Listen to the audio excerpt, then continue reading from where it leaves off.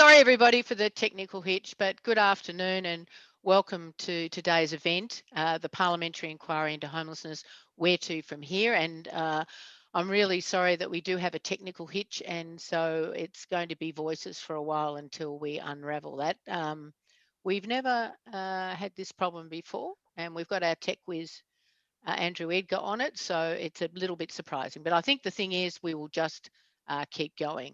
I am so sorry that we're not able, oh, sorry, my name's Jenny Smith and I'm the CEO of Victoria's peak body for ending homelessness, the Council to Homeless Persons. I am so sorry that we're not able to actually meet in person for this event. I think we're all just warming up to being able to do that more frequently, and we are once again in lockdown here in Victoria, but we are pretty practiced at it now at continuing on in these circumstances. I acknowledge traditional custodians of all the lands around Victoria that we're on today, and I'm here personally on the lands of the Wurundjeri people of the Kulin Nations, and I pay my respects to elders past, present, emerging, and any who are here with us today, and acknowledge that these lands, none of them were ever ceded. It's actually wonderful that we are currently in Reconciliation Week, and it's really important to note that 1 in 6 Aboriginal and Torres Strait Islander Victorians will seek assistance from our homelessness services this year and every year. And I underline that reconciliation this year is exhorting us to focus on the actions that we all need to take to achieve reconciliation. So this online event is being recorded and not very satisfactorily at this point. And you are able to put your questions forward in the box on the right-hand side of your screen. And we do hope to be able to put some of the questions that people put forward to our guests at the Q&A session in about half an hour's time.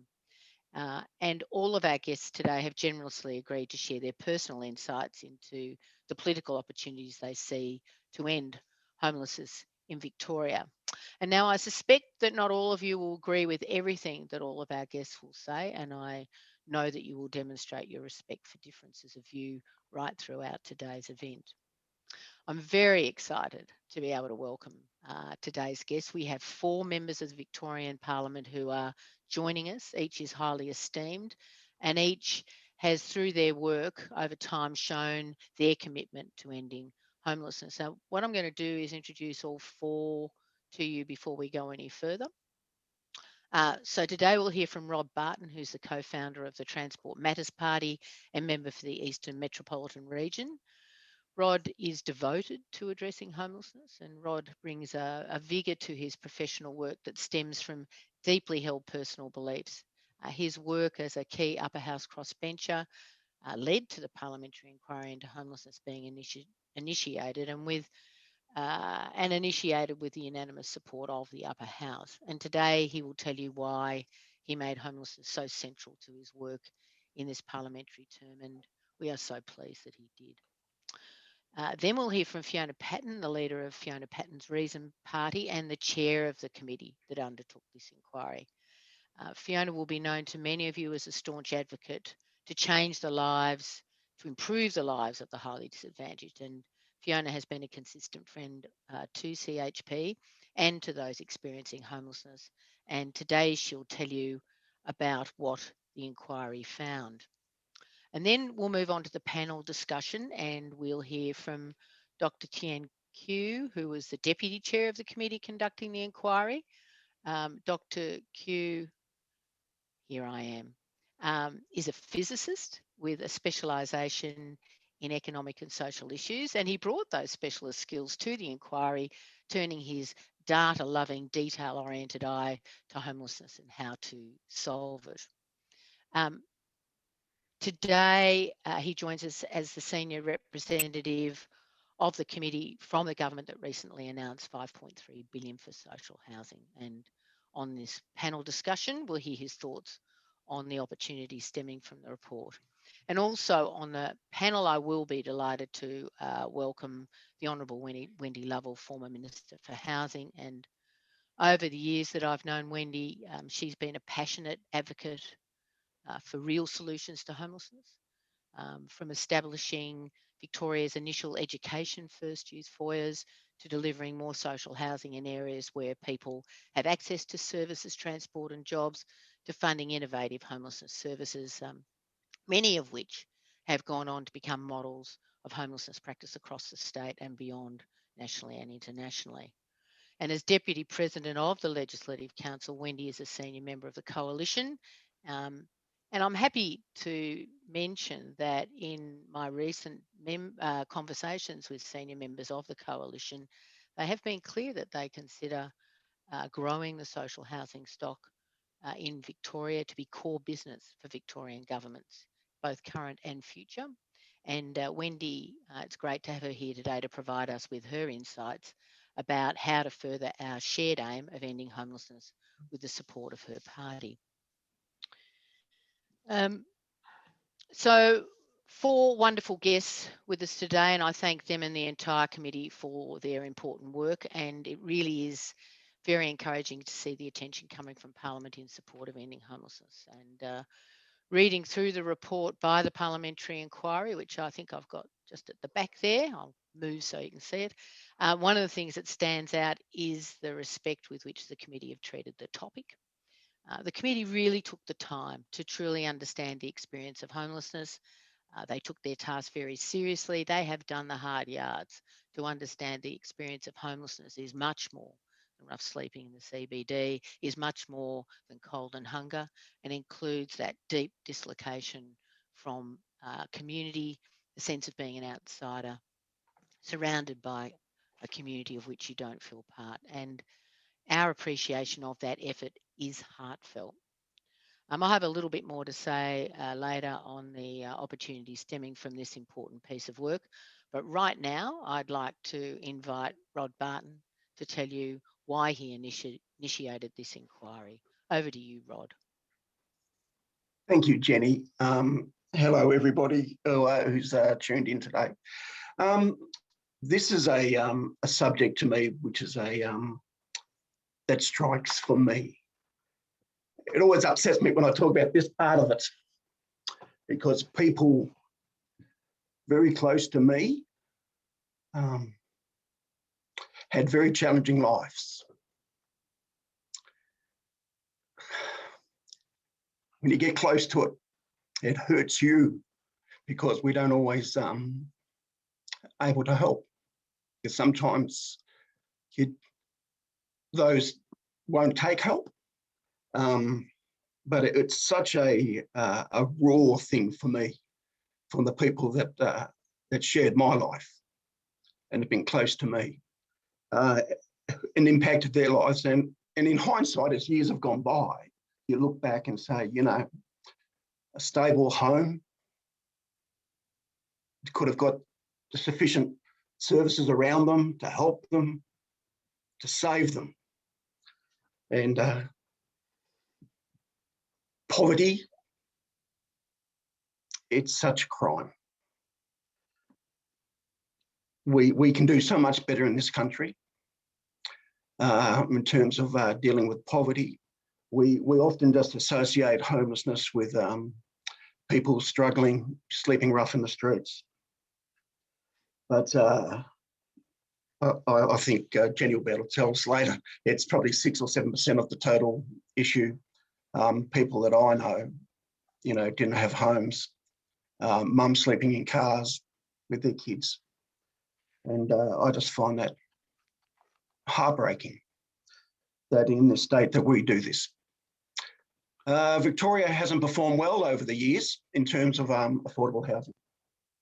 We're playing catch up, and I have to say, you know, we're all very appreciative of the government's announcements of $5 billion or $5.3 billion, I think it is, for new housing.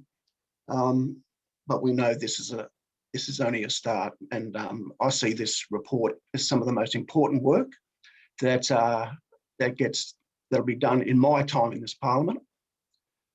And I don't know how long I'm going to be around, but I know that you'll remember that I've left my mark here, and this mark will be part of this report. So that's why I brought this this inquiry on, because it's such an important piece how we are as individuals and as a society, how we treat people who are struggling. Thanks, Jen. Thanks so much, Rod. And all I can say is that I hope you know that you and your work is just so appreciated. I'd now invite Fiona Patten, who chaired this inquiry, to tell us about what was found and what is recommended. And that's a pretty tough task in a short period of time, but over to you, Fiona. Oh, you're on mute, Fiona. Thanks very much, Jenny. And it is a hard task, and I'm hoping that we're actually speaking to a fairly educated audience who has probably read part, if not all, of this report. So I will just touch on some of the issues. But before I do that, I'd just like to join Jenny in acknowledging the Aboriginal people of the many and various lands that we're all meeting on, and pay my respects to any elders here today, and really thank the number of Aboriginal organisations who gave evidence to this committee, as well as individual Aboriginal people who told their stories. And it was that storytelling that really, I think, is the body of this report. It's the spirit of this report. And as Jenny mentioned, I mean, of course, you know, Aboriginal people are overrepresented in our statistics of disadvantage, therefore in our statistics of homelessness. And with the Legal and Social Issues Committee, we deal with legal and social issues. And for so many of them, the voice of Aboriginal people has been silent and needs to be at the forefront. And I think in this report, we've in some areas we've tried to do that. I'm not sure if we've done it as effectively as maybe we could do in future. But anyway, this was an extraordinary time to do this report. And you know, you heard from Rod the passion of which he brought to this inquiry, the passion that led him to make this the terms of reference for this inquiry, and that passion never left Rod, and I think it infected most of us. And you know, this was an inquiry into homelessness that started at the beginning of the bushfires, where people were being displaced and finding themselves in homelessness, quickly followed by a pandemic, where we saw people extremely concerned about being evicted, and people are still experiencing that now. But also we saw the extraordinary circumstance where, you know, hundreds, if not thousands of people who were experiencing homelessness were able to find a home, and we were able to do that. So it showed what was possible as well.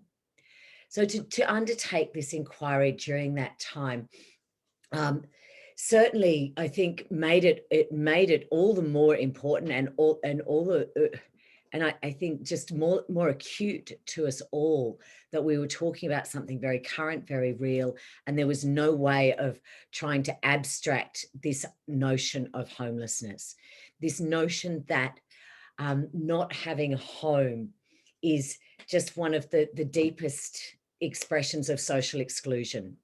And you know, and I suppose in a nutshell, you know, what we found, and, you know, I don't think anyone will be shocked with what I say, is that we need more homes, and we certainly need more housing. And as Rod mentioned, there's been some, you know, I think some worthwhile and attempts and worthwhile commitments from the state government around increasing our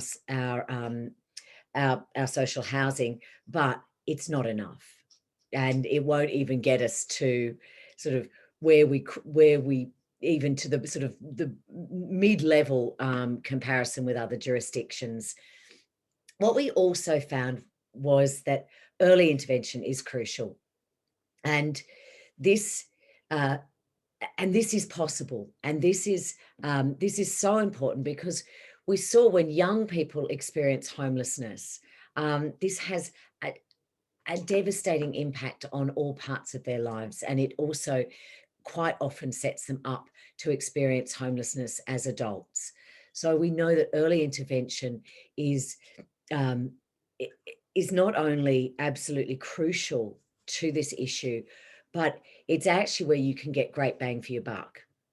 And this requires, as we found, has to be across government, because homelessness is complex. The reasons for homelessness are complex. You know, we heard and we know that, you know, family violence is the main cause of homelessness right now in Victoria. So we've had a Royal Commission into family violence. We've got a set of recommendations, and they have to be acted on. But in doing that, what we also need to recognise is that homelessness can't sit in a silo. As I said, it has to be you know, a whole of government approach, and that means also government talking to each other. And I think that's what we also heard some of those problems in areas where, you know, whether it's family violence, organisations not being able to share and communicate well enough with homeless organisations. This led also to mental health and health organisations. So there seemed to be a little bit of fracturing there that we would recommend certainly be acknowledged and be addressed. And this will help us in early intervention, but it also in providing those wraparound services that you need to ensure that when someone does find a home, that they can that can be the beginning of that journey to permanent housing, and not getting caught up in a cycle of homelessness. Because this inquiry was largely done via Zoom, we did get to speak to overseas organisations, and certainly heard, you know, the great work of jurisdictions like Finland, where that housing first model is well embedded. It's well understood. It's understood that this is social infrastructure, but it's understood that you need to be able to wrap other services around to ensure that is a successful model. So, you know, some of the areas that we considered, and I know some of these headlines are no surprise to anyone listening, it's a complex issue. It can have a lasting and traumatic effect. Demand exceeds the availability. And we heard this time and time again, and just the most heartbreaking stories of people desperate going into homelessness services, and those services having to turn them away, sometimes because they were not desperate enough. So in that triaging of services, and this, you know, look, my heart and my hat goes off to everyone who works in those services, because the work that you are doing without the tools that you require, without the infrastructure that's needed, that is such a difficult job. And to be turning people away at the door who are escaping family violence, who've been discharged from hospital into homelessness. I mean, this for a modern city, for a state that we think of ourselves as modern, we think of ourselves as progressive, we think of ourselves as compassionate, and yet we are literally sending people out of hospital beds into homelessness. So the committee heard all of this. The committee understood that, you know, we need to try and move away, and it's really hard right now, but we have to try and move away from a crisis focus. We have to try and be able to move into that, but that requires greater prevention, and it requires greater housing. And there is really not a lot more we can say on that. Now, we can be very creative in that, and we need to bring everyone in, whether that's real estate agents, whether that's the private sector, whether that means changing things like inclusionary zoning, so that we can encourage the private sector to get further involved in helping build up the stock of social housing. whether it means that we can start early interventions in schools. And we heard from the Geelong project, which was a really terrific project, which really started that, having those early conversations and around young people who might be at risk. We also made the significant recommendation that, and I mean, it's weird saying this, the recommendation that housing should be treated as a human right. Now, of course it should be treated as a human right. I don't think anybody would say that it's not a human right, but it's not in our charter. So that was one of the recommendations that the committee made.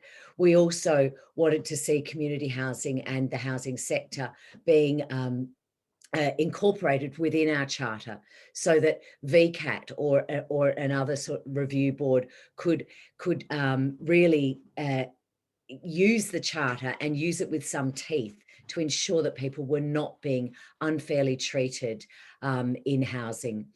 This also went to recognising some of the stigma and discrimination that people experiencing homelessness receive, but also recognising that those on low incomes receive that stigma and discrimination.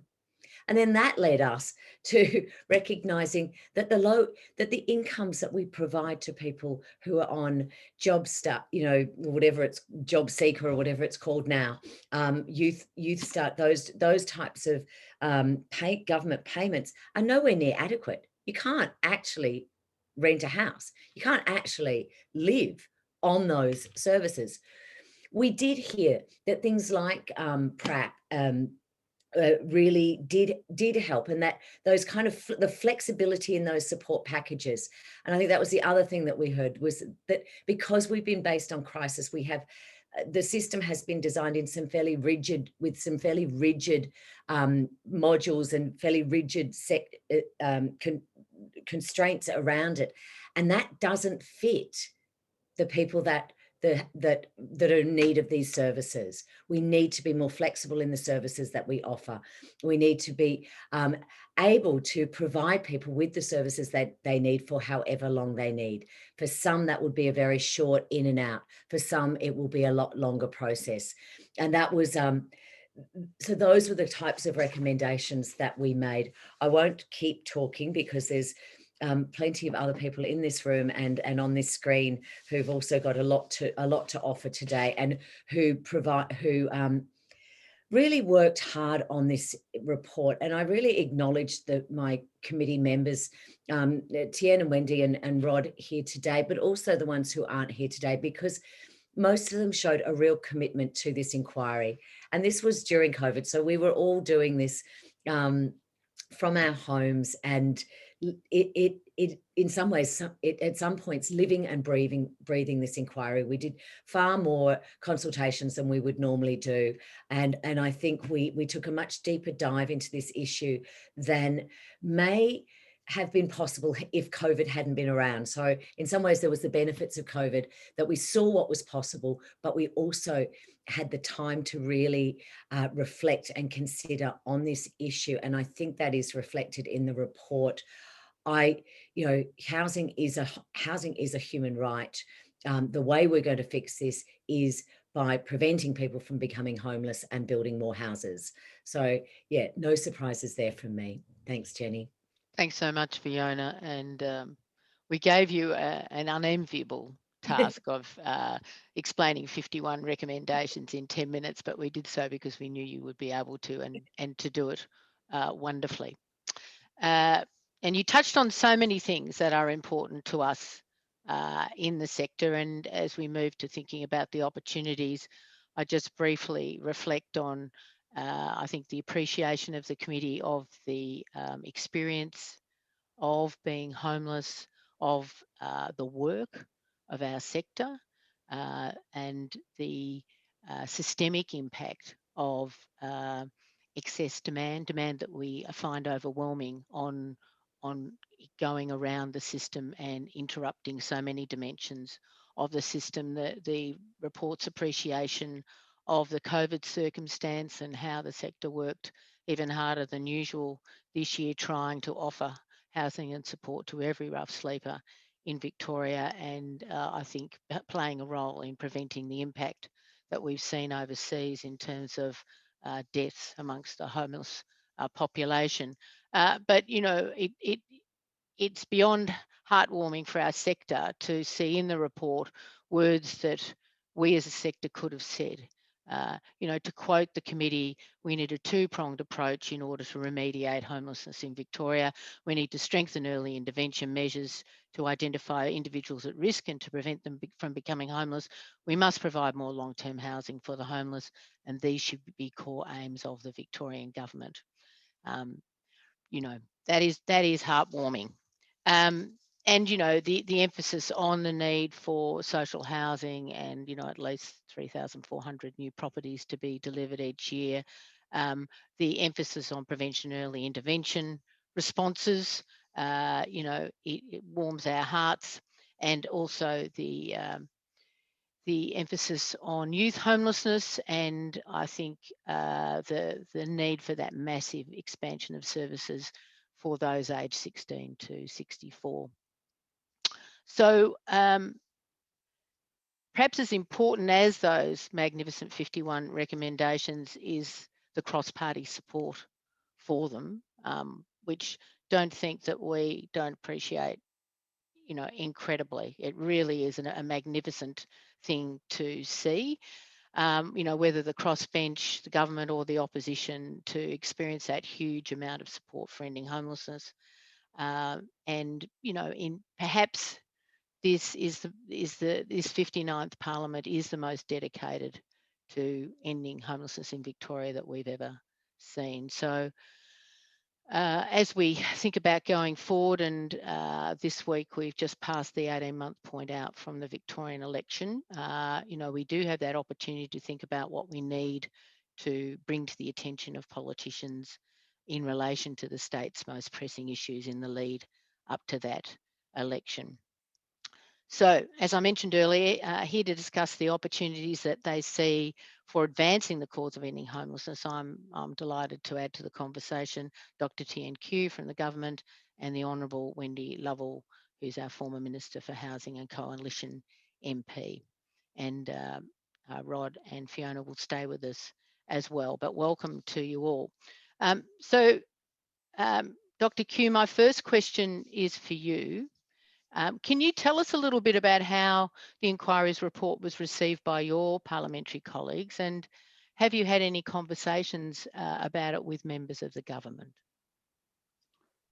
Thank you, Jenny. Thank you for the opportunity to appear on this forum and have some contribution to very big and complex and very large-scale issue of homelessness. Before I begin, I also want to acknowledge the traditional owners on the land that each of us is on, and also welcome any Aboriginal or Torres Strait Islanders who are participating in this. Particularly for those people, the general population, only 2% have sought assistance from the government services for homelessness, but the Aboriginal and Torres Strait Islanders, 17% are doing so. So that is very disadvantaged and vulnerable group. So this is very big issue for the, not only for the general population, but also for that particular cohort. The government welcomes the inquiry, and now once a report has been tabled, we welcome the findings and the recommendation.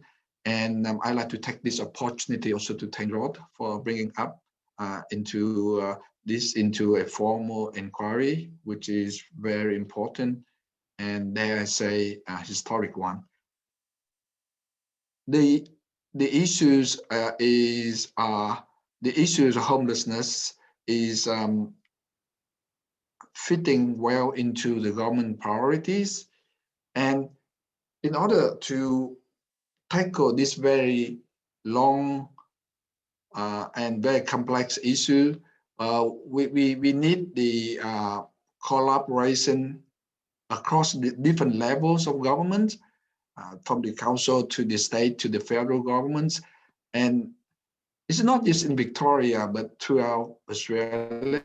As we know, New South Wales and Victoria, in particular, the two states have a very high numbers of homeless people. Homeless people, not necessarily the one who's sleeping rough or couch surfing or sleeping in the cars, but more the people who have no stable place to stay and no privacy for themselves.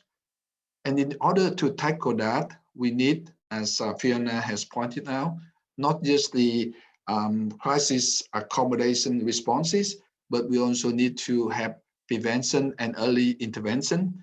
And that fits into very well with the Victorian government. We have heard that homelessness have many causes, but predominantly could be mental health, could be family violence, and personal situations.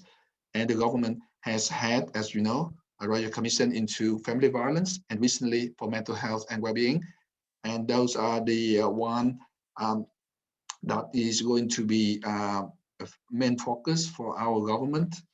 In terms, you also mentioned, Jenny, in terms of the responses for the longer term housing, Richard Wynne, the Minister of Housing, has announced last year that it's historic that we have invested $5.3 billion, and that would create a lot of new houses in public and social.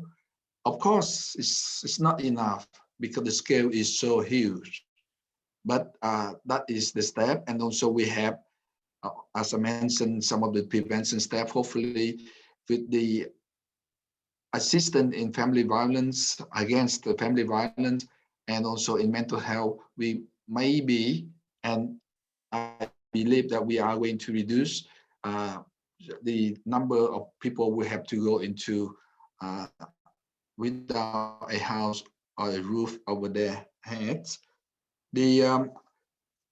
So we of course, I have spoken about this to many of my colleagues on the government side, and because this is one of our priorities, it reflects in terms of the amount of investment we put into big housing initiative, big housing build. That is, as I said, the biggest for any state in the history of our country, perhaps only be below the federal long time ago investment into housing after the Second World War. Situation was there, demanded few investment there. So, and that is on top of another $1 billion that the government has initiated before in the so-called Public Housing Renewal Program and Social Housing Growth Fund. So in summary, we welcome the report, and it has been a priority of the government, and the government are doing and taking steps to address the issue, but we need a collaboration with many level different governments, with the community, with the non-profit, with the property developers and the private sectors in order to make any substantial progress in tackling this issue. Thank you, Jenny. Thanks so much, Tien. And it is important for us to hear that social housing and homelessness are a priority, are a government priority, and will remain so. And we look forward to the 10-year strategy, housing strategy, as a further sign of that. My next question is for our former minister, Wendy. This is a report from all sides of government. It's made a really ambitious range of recommendations. It's really spelled out the system that's required for ending homelessness in Victoria. And as we come into an election year, which recommendations would you suggest that we as a sector focus on when we're in discussion with the opposition? You're on mute, I think, still. But it's not working. Is that unmuted now? Am I on? Yes, thank you. So firstly, can I start by acknowledging the Aboriginal people of Victoria and acknowledge their elders past, present and emerging, and welcome their contribution to any discussions in Victoria, but particularly the contribution that they made to this report. I'd also like to thank Rod Barton for bringing forward the recommendation that the Parliamentary Committee conduct this inquiry. And I can tell you that I was so excited that I was actually a member of this committee already before the inquiry was put forward. And I couldn't believe my luck at actually being on that committee. As Jenny has acknowledged, I've had a long history in this area. I worked very hard on homelessness from the time that I became a Member of Parliament 19 years ago. And I was the Shadow Minister for some time before also serving as the Minister in this area. So it has been a passion of mine for a long time. And it was great to be on the inquiry and to reconnect with many of you who are probably on this call today, and to value your contribution to the report as well. I would say in discussions in an election year that nothing is off the table, Jenny. And, you know, I was pleased to hear you acknowledge that my colleagues who you have been in discussions with have told you that our side of politics is very supportive of social housing. We do understand the need for that. Part of our party platform is to look after those who are less fortunate than ourselves. And we recognise that there's many people who will need lifelong support, but there's also other people who can benefit from a hand up rather than a handout. And that's the philosophy that we have to those people who are able to get themselves re-established and move on with their lives. We want to see people live their best life. And for many people, social housing will be a feature of their life forever. But for others, if we can get them out of welfare dependency and they can go on to actually purchase their own home, that is something that we should all aspire to give people those opportunities to build better lives. And that has happened through one of the youth foyers. We've seen one of the young people who got the opportunity to go into the Shepparton Youth Foyer, who has now gone on to purchase his own home. So that has really changed changed the direction of the life of that young person. So as I said, nothing should be off the table in an election year. You should be discussing everything. And as I always said, you know, we are not the experts in how to solve homelessness. We certainly don't have that history of knowing what it's like to be homeless. There's not many members of Parliament who do. I actually sat at a cabinet table with 4 cabinet ministers who had lived in social housing. And we did have one cabinet minister who had a very unfortunate experience as a young person and was forced to leave home, was in the foster system, but then had to leave that. And from the age of 14, raised himself and paid for himself to go through university to build a better life for himself. So there are some on our side of politics who have lived through that. But I would say even on the Labor side of politics, there's not many MPs who would have a true understanding of what it's like not to know where you're going to sleep tonight or not to know where your next meal is coming from. So we rely on you, the sector, as the experts to inform us of what is needed to address homelessness in Victoria. That was certainly my approach with the Innovation Action projects that I initiated in 2012. Some of them are still running. The government is still funding those because these were projects that were put together by the sector. Things like Star Housing, which operates through the Beyond Housing Network. Also, the Home at Last, with the Housing for the Aged Action Group run, the regional outreach for the elderly that Widgingham do, and the Families at Home that Kildonan do out at Whittlesea.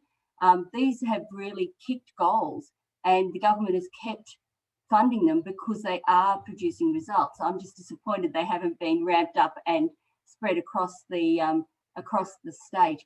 But it's you who are the experts. It's you who need to be telling government what is actually needed. And that's part of what makes this report so good, is it's the contributions that you made that made it the report that it is today. Thanks, Wendy. It's been wonderful to have your expertise historically and current contributed to this wonderful outcome in the report. And I'm sure we'll be having longer conversations about what a hand up looks like and make sure it doesn't inadvertently turn into a push. So could I open up my next question to the entire panel? But Rod, can I ask you to start? Can you tell us about the aspect of the report of which you're most proud? You're on mute. What am I most proud about? I'm proud about, I'm proud the way we brought this team together, accidentally put together. I was very happy to have Fiona as chair. Fiona and I have, we agree on most things, and the things that we don't agree on, we just have a different view on the direction how we get somewhere, that's all. But we also obviously have the experience of Wendy, former minister, Dr. Kieu, and I'd just like to say that I used to have magnificent hair like him in a previous life.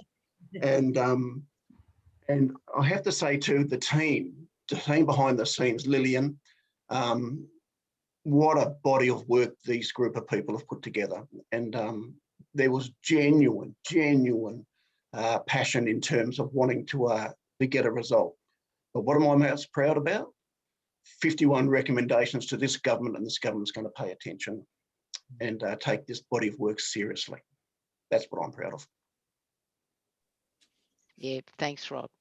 We're pretty excited about it too. Would any of the other panelists like to comment on that question about of which you're most proud? Look, I certainly think that this report actually provided a platform to showcase some of those innovative programs that are out there that are unsung heroes. And you know, Wendy mentioned the innovation, but we certainly did see some of those really sometimes very local programs that don't need a lot of funding to create really big bang for their buck.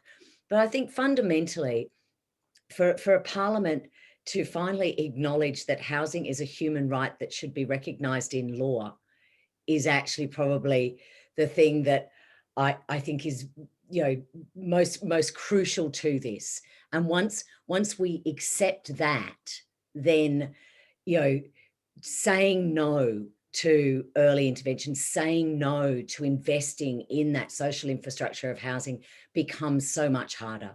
And saying, oh no, we can't afford it this budget, again, becomes so much harder when we say that in Victoria, everyone has the right to a house. Thanks, Fiona. And I think the CHP team can tell you that I certainly rushed around the office clicking my heels when I became aware of that dimension of the report, you know, from all parts of government. It's I'm going to cry now just thinking about it. Tien or Wendy, did you want to make a comment?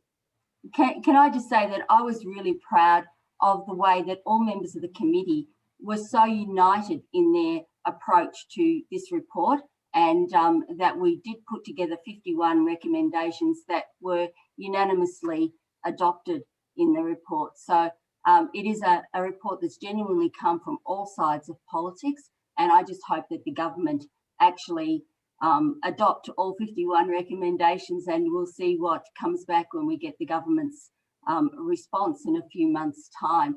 Can I also say that I was really proud to see the growth in many of the members on the committee. We started out with, you know, sort of some simplistic views that perhaps opening church halls, etc., could help to house homelessness. And as we all know, you know, well, that might make people feel a little bit warm and fuzzy inside that people aren't sleeping out in the open. It doesn't actually solve homelessness. So the growth in the knowledge of the committee and of the parliament on the actual what is needed and the complexities of homelessness was really wonderful to see.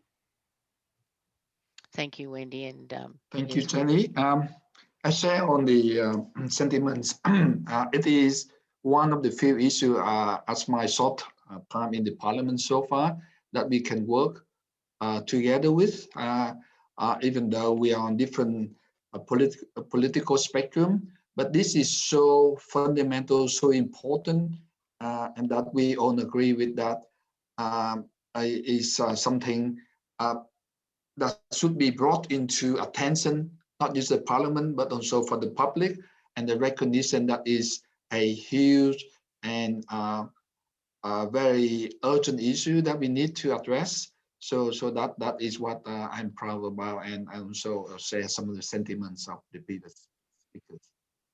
Thanks, Tien, and yeah, having that support right across Parliament is just a fantastic situation for us. I've got another question for the panel, and I'll ask the chair, Fiona Patten, to respond to it first. Fiona, can you tell us, without naming names, which parts of the report are touched by gold? Can you give us a feel for, in committee meetings, what aspects of considerations just had everybody excited, where we might expect to find unanimous will to see it happen?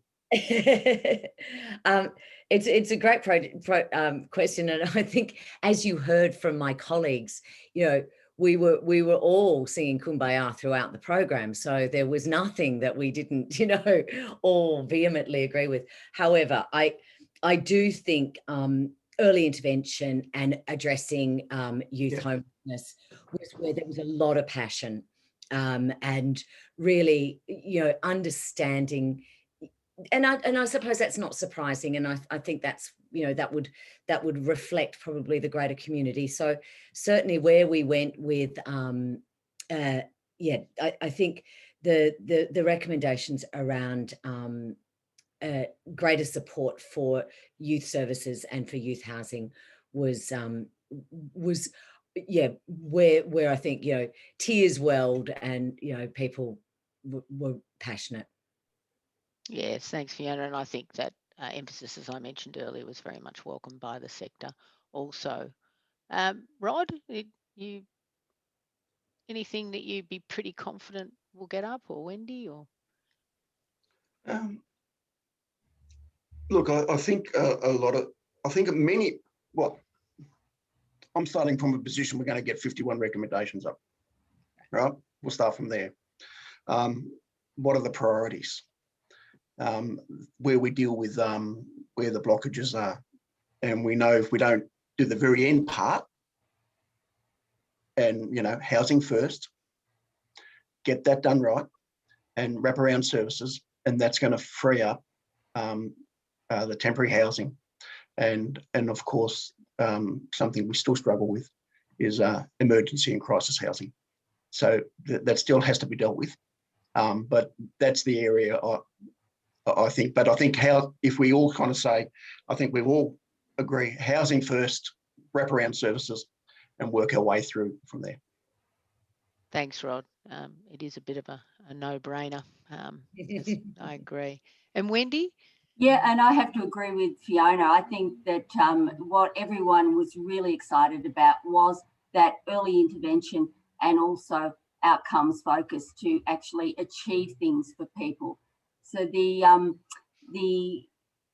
initiatives that actually, get outcomes should be refunded, but also the need to actually extend the episode of support so that we can actually provide people with the real need that they have. I think it was said earlier that some people might only need, a couple of weeks and they'll be fine and they'll be on their way. But, because we limit that to the episode of support to the 12 weeks or 13 weeks, whatever that period is, we have that revolving door that sees people going, coming in the front door, going out the back door, and then coming back in the front door almost straight away again. And we've got to end that. We've got to make sure that people get the support that they need and that we stop them falling through the cracks. But the focus on youth homelessness, of course, was music to my ears.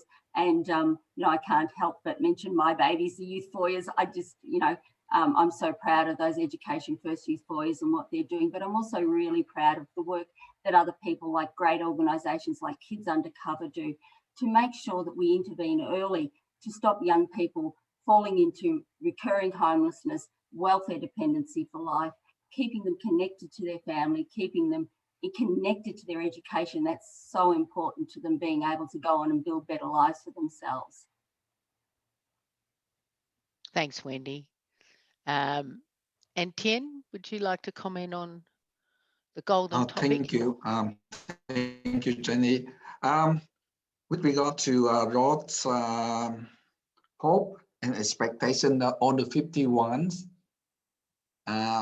recommendation will be adopted, I cannot say because it's above my pay grade.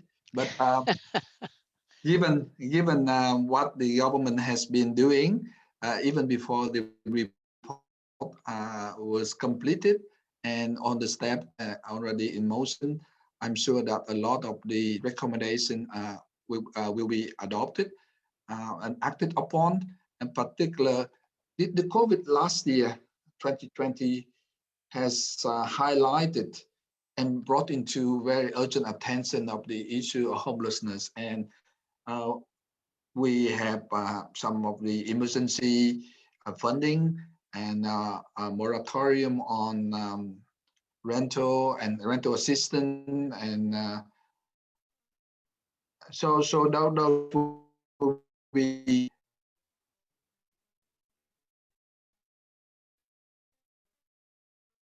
those will be some of to focus on to deal with the situation as the COVID is still going on, and as the situation with the housing coming up already in motion. I think that early intervention would be something that would be realized sooner rather than later in a more substantial way. Thanks, Tien. And that's a lovely segue to, so there is an opportunity, we probably haven't got much time for questions. So we've got a couple of questions which we might go to. And Tien, that's a good segue to, I think when you read the report, it's got